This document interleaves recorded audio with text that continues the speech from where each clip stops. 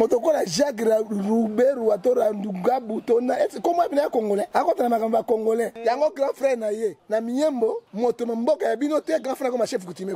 Grand frère Roubeiro parce que comme chef coutumier. Akon ni basien na Roubeiro. Roubeiro c'est Rwandais. Rwandais père et mère. Ata solo mona longa Roubeiro. Biso na mine ya boité. La mine marque oya boka bisima kara mama na mine kosa. Tala bisima kara. Papa tikana loba. Professeur Nzolito Nyami Reru Ragu Gabangu to babiya ya baya na mboka ba connaître mboka na biso papa. Et puis Bible ça ba na mos 3 batomi balé ba kotambola sika mo so ba yokanité. Baka bwana Roger Baka John Ngefa Ilo toko tambola na bango te parce que bango ba bungi nzela. Catholiques sont les ombriers. C'est wana nzela bazo kufa kaka boye. Ce sont les enfants. Par exemple, motomoka ndima kité directeur général Abad professeur Matungulu. Azaki grand cadre ya Lamuka. C'est ce que la bendi ka ya ko directeur abosa ni Lamuka. Même Moïse Katumba, souvent dit yaka ministre des finances à Katumba. Même Bemba yaka ministre des affaires intérieures et vice-président de la République à Roti Kanabama. Ce sont les gens qui cherchent les intérêts.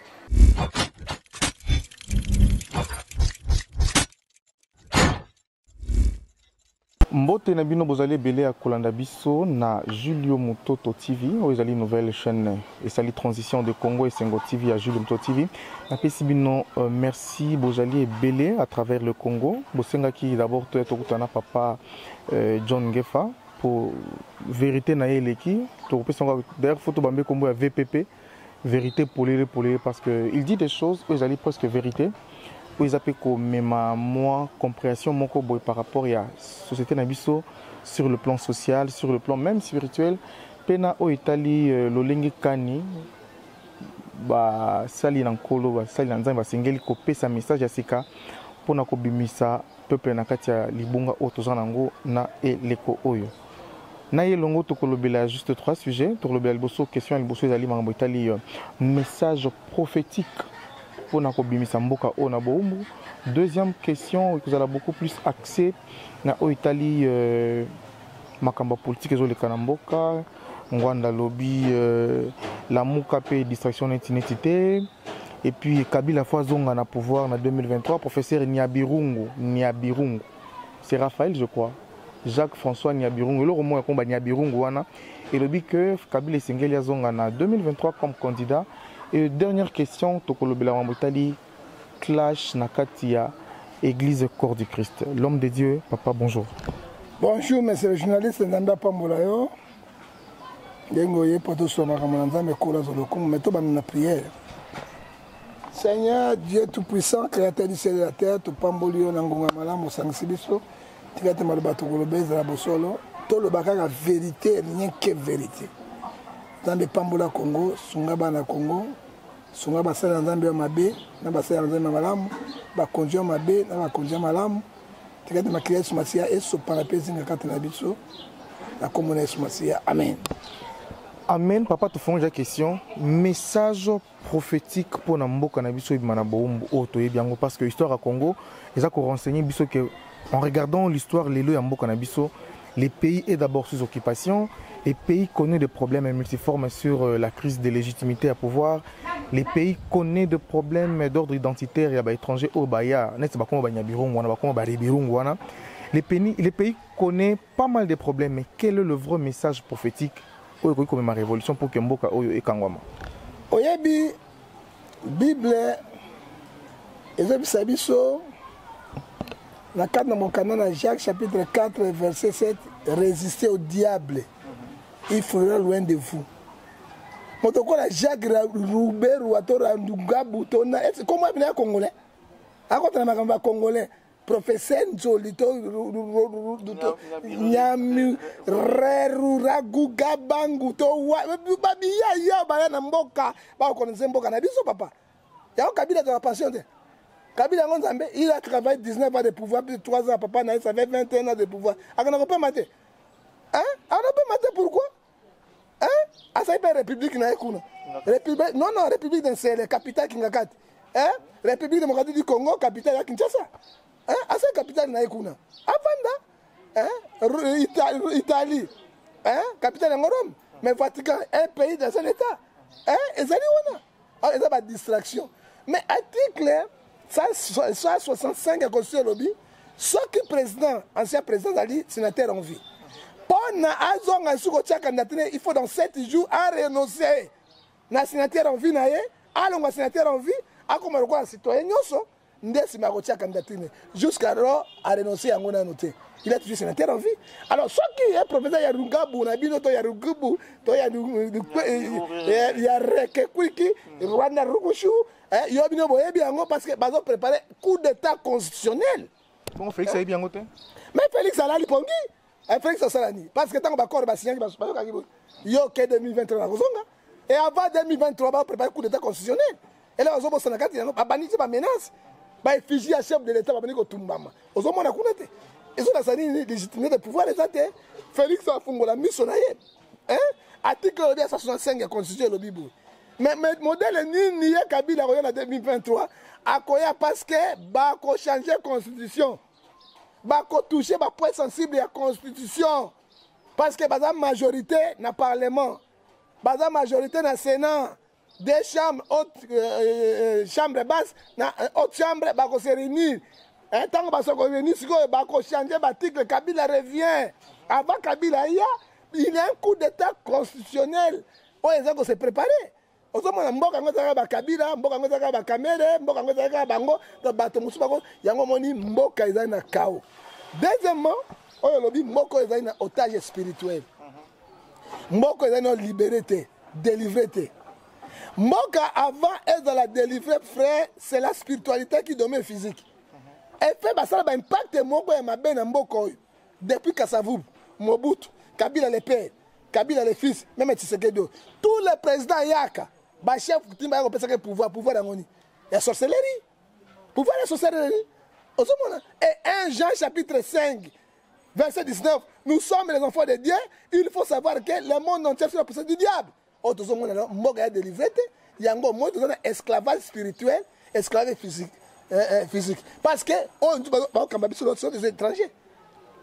Moutoka Roubero, ministre de décentralisation. Donc il est plus grave que le ministre intérieur.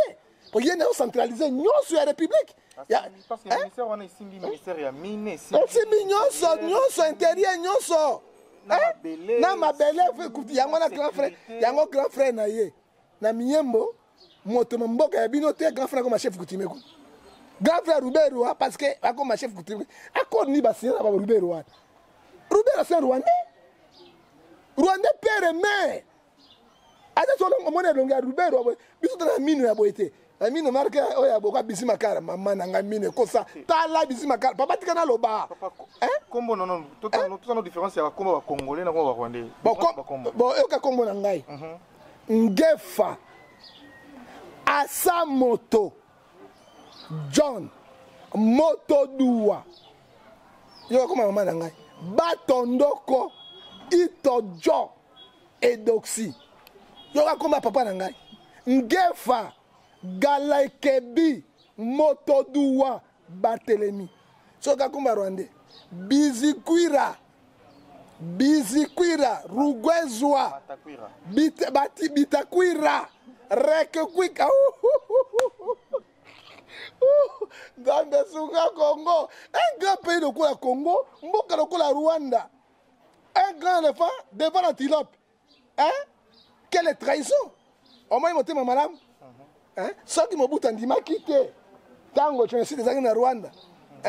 Directeur cabinet Mobutu Azalaki, et Bisengeman, Bakota, Bisengeman et Mobutu, Bandegrana Bakufa, Tikaton Dimota parti à Bakotaki. Alors, Kabila le père a été dans Rwanda na Burundi. Bakota l'édition. Dans les conséquences, ils ont infiltré à tous les niveaux.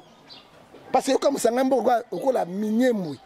un chef coutumier de la grand frère Roubero, un réfugié. Un réfugié. Comme un chef coutumier, il y a Mboka wana. Mboka na ligbongo na mopotu. Félix a fait la mission. Parce que dès que Félix, Bakolinga Congolais dans la tête de Mboka. Bakoluka moye ba éliminer Congolais pour bango bazonga lisusu. Congolais vraiment na mboka zali boso na biso nyonso tous la simana ye pour to bengana banguno libanda. Soki te e koza histoire ya Congo Brazzaville Sassou contre Lisuba. Papa Tozui, deuxième question. Où ils allaient beaucoup plus sensiblement Moitali Biblia. Clash où ils ont causé entre homme des dieux tout à l'heure on habitant de Ike, Roger Baka contre Fulani, Mugisha, Fingi Koto, Sida et trucs. Le prophète Moussa Bimi va dénoncer que non, Mpaka Elingoma va cotiser solo kanakati ya makambongo. En fait, peuple de Dieu a zélani na aventurisme comme on a bon. Non, peuple de Dieu. Bible si biso na tango ya suka to komona biloko oyo. Alors, peuple de Dieu ba fungula miso na bango. Bakazo est la vérité. Hein monsieur? Bakazo, je bakazo est la vérité. Bakaza il est qui nanga soka sali mabe na kobenga petit yo dévié. Mais tango aza ko dénoncer ba mabe ba irezi na kate église na où elle mabe ya bak. Mais ba prophète ba tuna ba finga bango. Eza mabe un pasteur. Le quoi mo gicho to finga re bagabi tala moi mutuna ya za na sida moi eloko ya pamba Roger Baka. Mais ya bosana te bakanga ki escroquerie na Brazzaville. Est-ce que Roger Baka tunda ke kuna escroquerie na Brazzaville? Baba ni escroquerie ngwa. Hein? Oui, mais ya kabarami tuka non? Mi tuka mais tango bakanga ki na kayama awa akokaki même ko misa $5,000 ba libéré te. Aki na procès na Denis, moi j'étais là. Mon kish na moni ne bazo bimisa ye na kati ya pantalon torse ni avec cinglé. Na Kolongulu. Ah, on était major général de la police. Hein? Moi, j'étais là. Dans mon guichon, dans les cabots. Dans mon guichon. Après, on a $5,000 de dommages d'intérêt. Les gens qui ont 2 000, 1 000, 50, 500. Les derniers habits, ils ont été en train de faire parce qu'ils ont besoin de hein? Les lobbies ont besoin de vérité. Hein? Roger Baka a la vérité. John Ngefa a la vérité. Oyebi. Bande konabi somo tika kote na bikambo boyebi te nzambe abomaki bana neli à cause na bozoba kote na quatre église oyebi Jacques chapitre 2 Exode 9 mais si vous faites le favorisme vous commettez un grand péché vous êtes condamné par la loi comme un agresseur oh bazo sala yango Roger Baka na faute il dit les choses claires est-ce que va passer va kote na kisite le kuta va passer va kote na escroquerie le kuta ba passer comme na basi ya bato mabala pamba pamba lokuta ba passer comme ça ba délivrance mongo o ba benga diabolique lokuta ba passer comme ça ngulu ya ngulu mobeso zo de sabaton to Christ eza lokuta hein ba passer ba ko ba prophétie ba conduire tout ba zo détruire mboka lokuta makiona na makiona lokuta ba passer ba misa njongma na mabumba bato lokuta miseke dans tout lokuta hein Kofi alobi awa edingo alobi awa il n'y a pas un pasteur congolais. Bami kuta na kana monde wana. Eza lokuta. Biso bana ko dénoncer ngote. Hein? Batika qui favorise mais bazo sala parce que Bible lobi na Galates 5 verset 39 s'il vient de Dieu. Motako ko sa John Ngefate Roger Bakate. Personne ne peut le détruire. Ne courez pas les risques après avoir combattu Dieu. Bazo bunza Roger Bakate. Roger Baka azowele la Galates na kotanga yango 6. Que dit la parole de Dieu? Galates 6, oyo Roger Baka azo wele la yango. Yango il faut le balanzambe ndeko na ngai Galates 4 verset 16. Je suis devenu votre ennemi à cause de la vérité. Roger Baka, John Ngefa, Charles Hilo, bazo wele la vérité. Hein? Galates 4 verset 16. Je suis devenu votre ennemi en vous disant la vérité. Jésus-Christ est né dans Jean 14, verset 6. Il est la vie, la vérité, le chemin, la vie et la vérité. Ce que je dis, Nzambe azangi vérité, Nzambe azawanate. À côté de mensonge, de escroquerie, de makiona. À côté de mon potou, akamati otobengi yango, ligbongo. À côté de l'église ya Nzambe, ezali kokufa parce que Bible elobi yango clair. Clair et net. Hein? Et puis Bible c'est dans 3:3 batomi balé bako tambola sika mo so bayo kanité. Baka bwana, Roger Baka, John Ngefa, Hilo, toko tambola na bango te parce que bango babungi nzela. Et puis 2 Corinthiens, natangela yo verset 14. Que dit la Bible dans 2 Corinthiens? Ezo bisabi soboy. 2 Corinthiens chapitre 6 verset 17 14 à 17. Ne vous mettez pas avec les infidèles sous un goût étranger. Bon, sanga na bangote. Quel rapport y a-t-il entre la lumière et les ténèbres? bango baza na ténèbre biso toza na lumière tokosanga na bango ndenge quel rapport y a-t-il entre le temple et les idoles bango balati babagi magique balati bachenete ya mabe balati biloko moko ya kokosaka bato bagi oyo yanga eza ya mbongo eza na eloko te yango nalongoi bagi yango parce que bino basongisongi bajournaliste basongisongi eleka bino yango nalongoi babagi yango na ngai epesaka mayele nalongola babagi nakomi na teni na colonel na mes celeste fo nakanga bato tu ya mabe te ojikaka kabila te oyo teni colonel na armée celeste soki kabila ameki nakangi ye munduki na ngai eloba na nzambe roger baka ameki nakangi ye mokiso nakangi ye naza bisa yo nakangi ye oyo ayi na pelengenu nakangi ye oyo pendaka ya bango te naza ya lola Jean Baptiste alobaki j'ai vu Christ descendre accompagné de son armée alors j'ai na armée na armée ya Yesu ozomona vérité nezobomba bango Jean alobi na 8 verset 44 les pères de mensonges c'est le diable yango moni Roger Baka aza na problème sérieux à cause de la vérité moto ko défendre valeur ya christianisme tokotelemele mpo nani okofinga ye mpo nani alors soki basali bona kota coalition na Roger Baka je l'appelle oza alie na ye wana kozali moto epela Mboa Suimboa papa, avant tozwa dernière question, tu continues à divers amouké avant parce que question sur que j'allais par rapport à Fridolin Ambongo, ici Martin Fayulu a dit la vérité des urnes. Fridolin Ambongo, ici Martin Fayulu a dit la vérité des urnes. Papa Honoré Ngwanda a Betty Martin Fayulu. Bater mozo bimisa na papa expliquer dans ba melengenda bater mozo bimisa. Pelengendu ezali maele mabe. OK, pelengendu. Poloso maele su mabe akoleka. Pelengendu poloso. Poloso. Alors tokei mokbole eloko fele. Oh là là. Lia na yo ndengo lingi buka na yo ba konti ba kana mokbole ya. Ozomona frondondo je te dis mendo ba danse diable parce que contrôler la santé. Diable soka mati akei.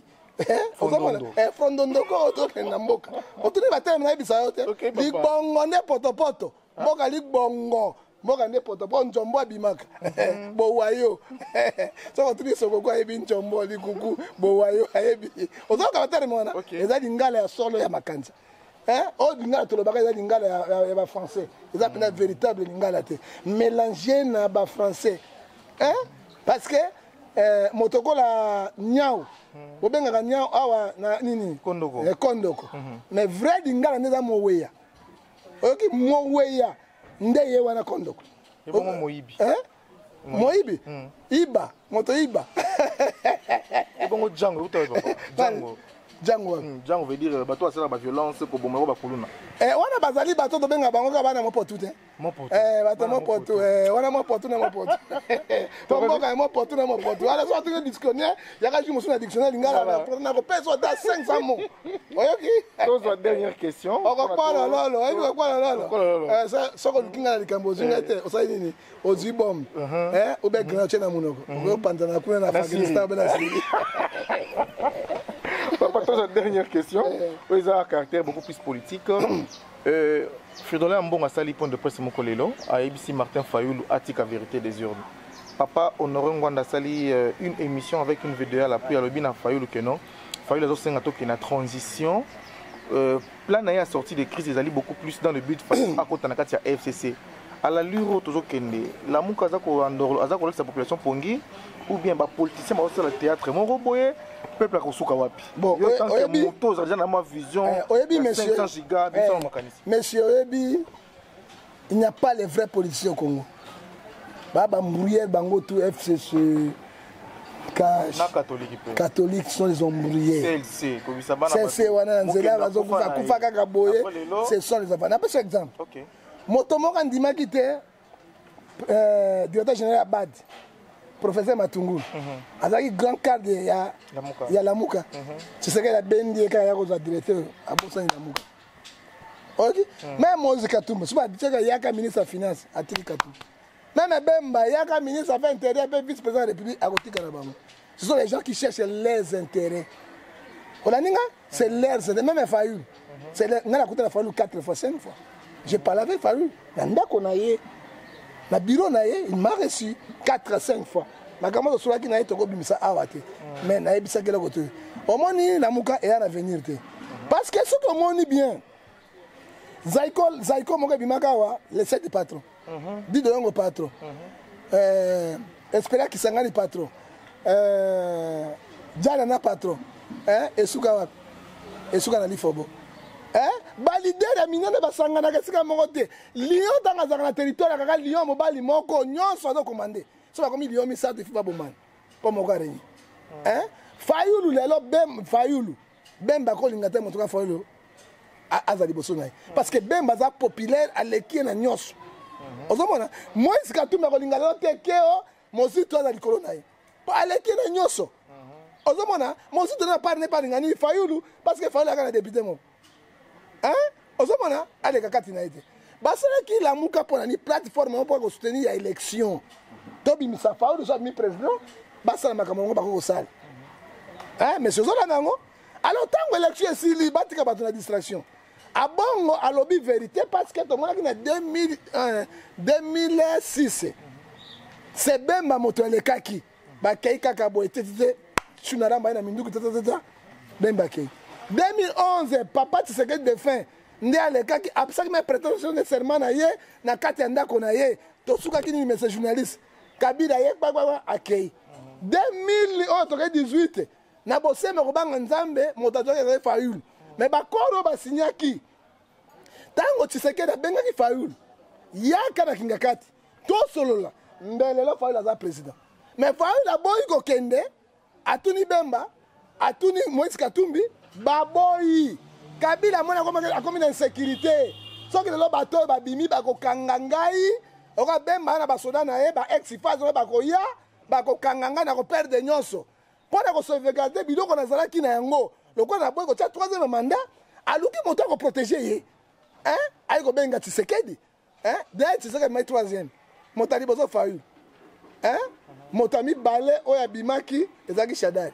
Motami ça ezaki Tshisekedi. Alors moi c'est parce que Shadari est égal à PPRD. Albiyaka. Ba signé ba koro tout ko fela lelo. Et ba koro ba signé ki protéger ngai ko pesa nga na kata nani te tout au diriger mboko bisumba yango moni yo mona na monde pays nani parti o échoué na pouvoir comme sous parti majorité yo mona na mokili parti o échoué na pouvoir ba comme opposant mais bango bazo opposant FC bazo opposant mais parti majorité na pouvoir ba sanga na cash ezo c'est accord ba siaki nyonso wana monsieur ba tika ça ba distraction OK ata ba lobi nyonso Kabila na Tshisekedi ba osila te ils ont signé l'accord donc continuer na blocage oti na suka oya kozama makasi ya kolia moninga ça c'est la vérité soka bomba abonga lobi yango cardinal amonaki musika ozomona et puis nani na bango wana la mukona bango eza pena na venir surtout pena bien te ozomona parce que 3 mois oyaye 3 mois aye 3 mois aye en avenir parce que basalaki yango pona ko soutenir élection pesili yo kasi constitution ndenge azolo bawa bakene na transition azolota ndoto to ndenge bondima peta kondima nani ku constitution ezali wana oya kondima ni wana eza bandoto ya baba motayiba explication ka nzambe na suki wana. Voilà tokomi presque na suka émission papa natikeli au micro nazomona ozoloba baterme yango nazolinga ngo mingi mais ezokimanga baterme yango nazobimisa wana ba pelengendu isolo isolo ne moto alokuta grave Lambert Mende bato yakama mande foka yo okapetanga molimi isolo yango wana ngoto bobo molimi ngoto bobo atoboyi yango na Congo toboyi milima ngoto bobo. Voilà avant de passer na ba dédicace na article au micro. Oui. Papa pour que tu bimana nyonso est-ce que tu senga biso to que sur na élection plutôt que non dialogue. Il faut vrai dialogue. Révolution. Terre révolution. Dialogue mais dialogue c'est la vérité. À part révolution bien de santé.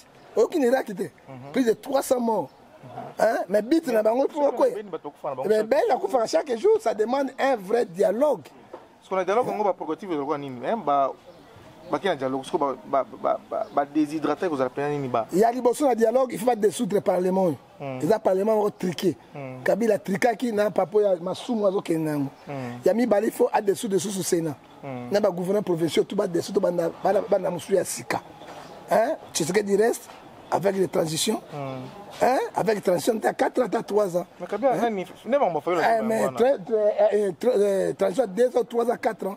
Kabila a kenenano na mila makwanza na FCC. Batika Tshisekedi libre a kamata transition à 4 ans. Plus il en a 5 ans c'est vous. Na mboko nini na Khartoum. ça il transition à 3 ans plus il y en a 4 ans ils allaient mandat mobimba mais bon très calme c'est ça le problème et ceux qui ont voté toke kaka oyo kaka libongo toke na mo pour tout pour na marche ça la mina poto to moni wayambo sensibiliser Varese a plutôt drapeau de RDC na fond vert là taille makasi à mon pas RDC comme Zaïre plutôt Zaïre bon liberté d'expression Zali hein OK abo ketu bazo silika bayi parce que coalition Kabila na Tshisekedi basali ezo même mboka na malamu te c'est droit na bango na manifestation na bango c'est leur droit ezo la saber ba konjo bazali awa batala sima bazonga bato parce que le pays ne marche pas les pays zali enclavés sous l'esclavage sous l'occupation pas de démocratie les pays dans la démocratie à loi Mike Kalamba yo na Mike Mokeba yezo souffrir na boloko Doli Makambo avandi oya bomi bato avandi na parce que moto FCC ba touchaka bango te ba kriba kimbuta na mende basali ya personne ne le touche est-ce que mboka na démocratie Tshisekedi a beaucoup à faire nous cherchons la paix Laurent Sokoko zo kanga nous cherchons la paix alors mbote ya suka na bandaka kana lelo na moni na pesaka bato mibale mbote na pesi mbote na ngai na mère Niki mère de la nation service traité décoration na kati ya mboka na France nzambe apambola continuer mosala mpona bana Congo na pesi mbote lisusu na kati ya premier partenaire na ngai oyo mami bomolo bolumbu na 4 verse là ça la vie moi là que ça kuna mais na keite pendant temps na kamba Congo nzambe apambola mama social mama bolingo mbote na pesi na Gilbert Mwako koyana na kata Congo bien Eric Lele les boss house Lele balinga Congo boite kola pambola yo na pesi mbote na mama na ngai wale kibasi nyonso na mokina kitoko mama na ngai alekina mwasi aremi na kitoko alekina nyakero nyakero tena na mère nanga mère nanga leki wango tuna kitoko père nanga Olivier tena na mama nanga aleki na kitoko OK papa nanga ngefo aleki pe mibali nyonso na kitoko aleki musika za pembeni te ngefo bien makambo to na makambo wala grand chocolilo alors mbote ya suka nazo pesa tuna ma Brigitte mote nzambe apambola ye et puis na yo so ba kite bakanga motema et mbote nanga suka nazo pesa na millionnaire pe milliardaire mwana kanga ngenge auto bengi tout la 6600 volts Sokoko Laura Sokoko auto bengi e gaiso la grand chocolilo mwana kanga ngenge kolo pambola yo tia maboko na mbandaka ndako 4 étages zate ndaka 3 étages na mbandaka te Mobutu ya monga tongite Kabila le père ya tongite Kabila oyo atongite gojo na kile loko te mwa tonga loko te Tshisekedi va loko te mbana za livia kengo loko te papa Bemba tonga pete loko te Bemba pe le fils loko te Équateur le loko te parte papa goudron mi balé pam la vie de grand Équateur to sengi na tout la bengai Sokoko mwana mbandaka yo koli na mbandaka mondela bosa na poto te auto bengi 6600 volts e gaiso la tia maboko di e kanga tombam kola pambola bi et puis numéro na téléphone soko zo ngai 00243 89 610 49 41 na kusunga yo ozonga bisu na 00243 81 807 26 78 pe ko zo ngai su na 00243 99 42 937 nzambe apambola bino. Merci beaucoup Tokomi Nasuka ya émission. Oya lelo to yamba kipona bino papa John Ngefa to sanoli na elongo actualité. To biti moi masolo moi ebele na Italie communauté congolaise de partout ici ka ba jamais problème nango. Na pesi merci na Jacques Ngeleza pour aller na sima ya caméra. Na bandi que oisa une première fois, ce ne sera pas une. Mais papa Bater moi on a fait ça toujours non? Il faut ça là quoi? Les hommes sont en train de se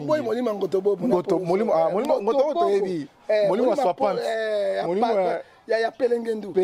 To boy pe molimo so ya poloso. Molimo mo weya to boyango. Boyango pena ko. Na bagise be na jargon na ngam ko lelo. Merci beaucoup. Na suka. bato nyonso ya mabe eza mwasi na mobali il faut kobeta yango cri wana yele Chantal ete yele Santale eza humiliation yo nde kundo oza mongo okokpolololo bala mongala okamwa elenge ya libala.